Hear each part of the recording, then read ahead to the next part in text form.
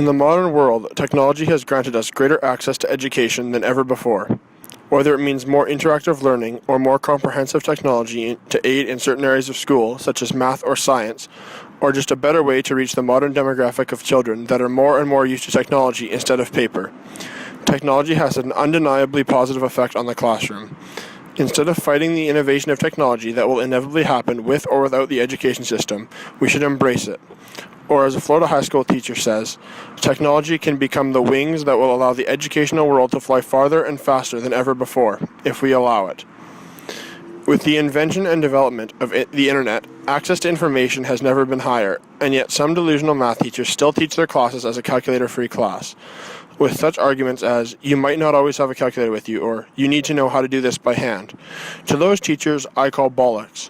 Despite the fact we live in a world where technology is as much a part of our lives as the air we breathe, these teachers still hold out on the principle of what if.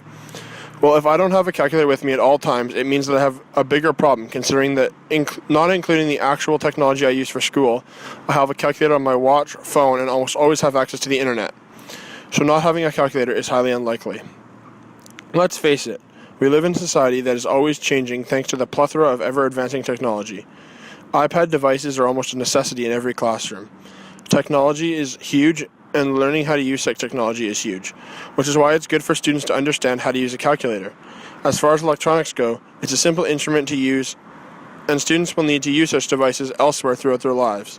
Just think, calculators are something that your students are going to use to set a budget, do their taxes, and complete other tasks through their lifetimes.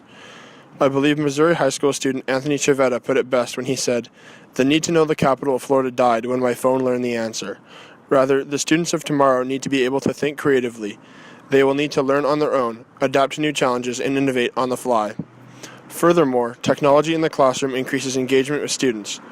The role of technology in the theory of engagement is to facilitate all aspects of engagement. The use of email, online conferencing, web databases, group art, and video conferencing significantly increases the extent and ease of interaction among all participants, as well as access to information. The vast array of software tools available for analysis, design, planning, problem-solving, and making presentations enables students to do sophisticated and complex tasks that they would otherwise be unable to do. Technology provides an electronic learning environment that fosters the kind of creativity and communication needed to nourish engagement. Finally, I leave you with this quote from Bill Gates. "The internet is becoming the town square for the global village of tomorrow."